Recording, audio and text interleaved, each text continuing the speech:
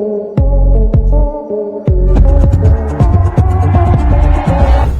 पाकिस्तानी जिसने 48 मुर्दों से किया बलात्कार।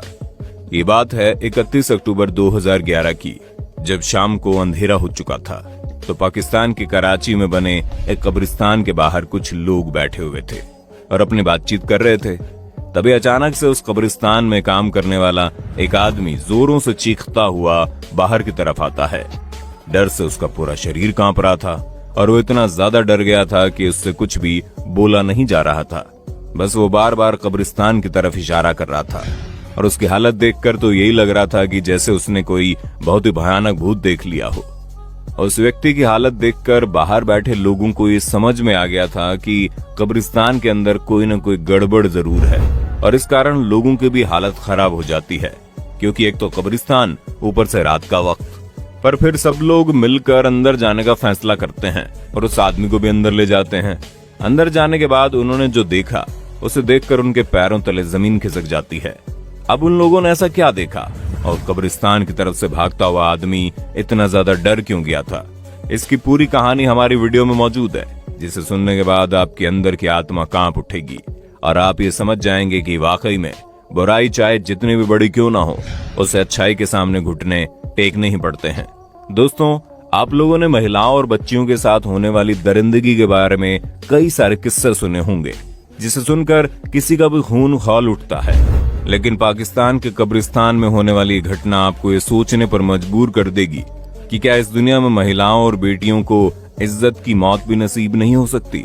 जब पाकिस्तान के पंजाब प्रांत में रहने वाले मोहम्मद रियाज ने काम की तलाश में कराची की तरफ रुख किया तो काफी समय तक वो नौकरी के लिए इधर उधर घूमता है। अपना पेट पालने के लिए कहीं भी वो छोटी मोटी नौकरियां करके 2 वक्त की रोटी इकट्ठा कर लेता था, लेकिन कोई भी टिकाऊ नौकरी उसे नहीं मिल पा रही थी। इसी दौरान उसकी मुलाकात वजीरा नाम के एक व्यक्ति से होती है। वजीरा कराची के कब्रिस्तान में खुदाई और कब्रों पर पानी डालने का काम करता था। अब वजीरा से मिलने के बाद रियाज उसे अपनी परेशानियों के बारे में बताता है तो वजीरा उसे अपने साथ कब्रिस्तान में ही काम दिलवा देता है, जिसके बाद मोहम्मद रियाज उसी कब्रिस्तान में नौकरी करने लगता है। दोनों काफी लंबे समय तक साथ रहते हैं और रियाज और वजीरा के बीच की दोस्ती गहरी होती चली जाती है। लेकिन वजीरा के साथ लगातार वक्त बिताने के दौरान रियाज ने कुछ अजीब सी चीजें देखी।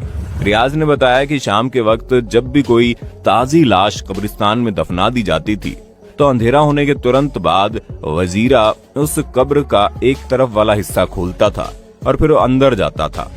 थोड़ी देर बाद वापस बाहर आकर उस कब्र को वैसे ही बंद कर देता था जैसे वो पहले थी।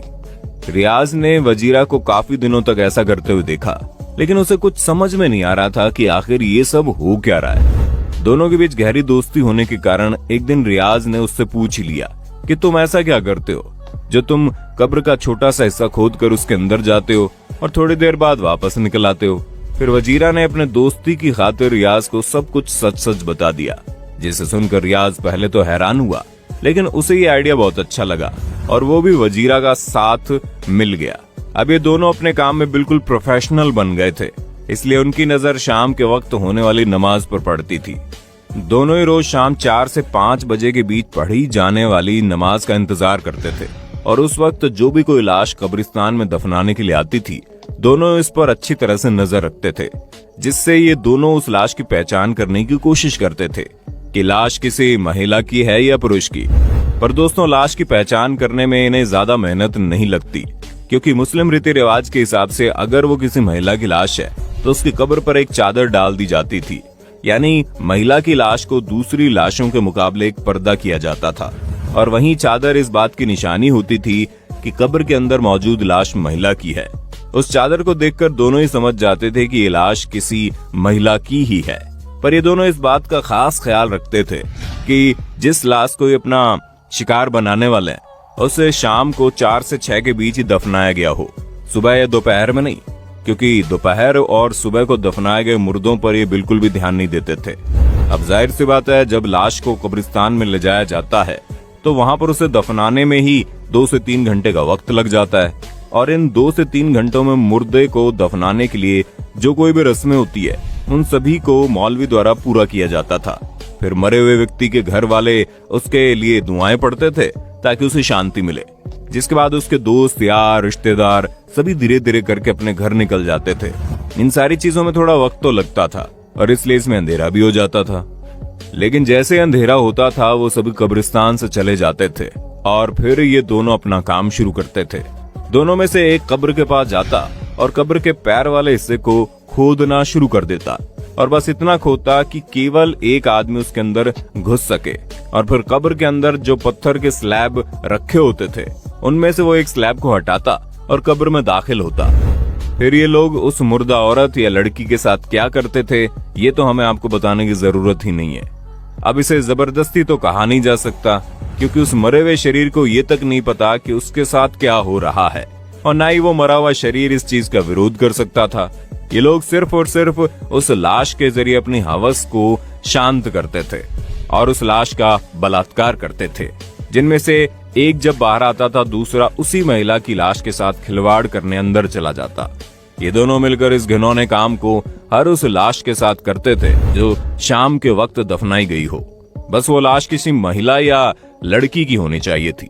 और दोस्तों ये दोनों शाम का वक्त इसलिए चुनते थे ताकि इन्हें बिल्कुल ताजी लाश मिल सके, क्योंकि दोपहर और सुबह के वक्त दफनाई गई लाश शाम को अंधेरा होने तक खराब हो जाती थी और सुबह या दोपहर को ताजी लाश के साथ ये काम नहीं कर सकते थे वरना वो तुरंत पकड़े जाते।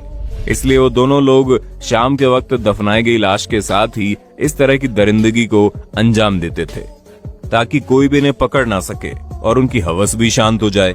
ऐसा कई समय तक चलता रहा और कुछ समय बाद वजीरा की मौत हो जाती है क्योंकि वो ड्रग्स वगैरह का नशा करता था जिसने उसे इतना ज्यादा खोखला कर दिया कि वो मर गया। और ये ड्रग्स भी इसी का कारण है कि वजीरा ने लाशों के साथ बलात्कार करने की सोची और अपने अंतिम समय तक वो इस काम को अंजाम देता रहा।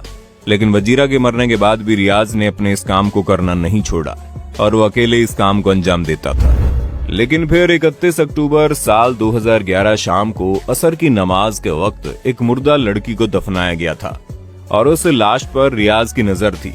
इसलिए 2 से 3 घंटे बाद जब अंधेरा हो जाता है और सारे रिश्तेदार उस लड़की के पास से चले जाते हैं तब रियाज उस कब्र के पास पहुंचता है और हमेशा की तरह कब्र को एक तरफ से खोलता है और उसका एक स्लैब हटाकर उसके अंदर दाखिल होता है। लेकिन उसे बिल्कुल भी अंदाजा नहीं था कि आज वो जिस लाश को अपना शिकार बनाने जा रहा है वो उसके सारे पापों का बदला लेने आई है। जब वो उस लड़की को अपनी हवस का शिकार बना रहा था तभी उसकी नजर लड़की के चेहरे पर पड़ गई।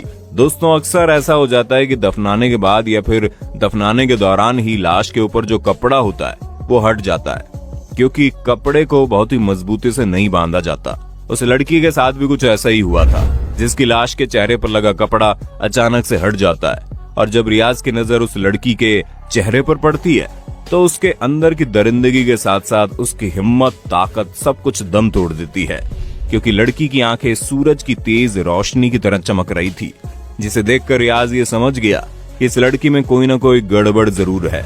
या तो इसके अंदर किसी की आत्मा समा गई है या फिर ये भूत बन गई है। लड़की का ये हाल देखकर रियाज अपनी सारी सुध-बुध खो देता है और पागलों की तरह चिल्लाते हुए भागने लगता है, जिसके बाद वो बाहर मौजूद लोगों को इस घटना के बारे में बताता है। जब लोगों ने रियाज की पूरी कहानी सुनी तो उनका मन किया कि वो उसी वक्त रियाज को मार डाले क्योंकि हर किसी का खून खौल रहा था। लेकिन उन्होंने अपने आप को काबू में किया और तुरंत रियाज को पुलिस के हवाले किया। पुलिस ने सारी पूछताछ की और फिर उसी पूछताछ के दौरान रियाज ने कबूल किया कि वो अब तक पूरी 48 लाशों के साथ बलात्कार कर चुका है। दोस्तों आप खुद ही सोचकर देखिए, इतनी बड़ी संख्या में इस दरिंदे ने मरने के बाद भी महिलाओं के शरीर के साथ खेला जिसने हैवानियत की सारी हदें पार कर दी। पर क्या आप जानते हैं ये वो मामला है जो सामने आया है। न जाने कितने सारे दरिंदे रियाज की तरह ही हर कब्रिस्तान में काम कर रहे होंगे जिनका किसी को पता ही नहीं है। आपका इस पर क्या कहना है कमेंट में बताइए। इस तरह की वीडियोस को लगातार देखते रहे।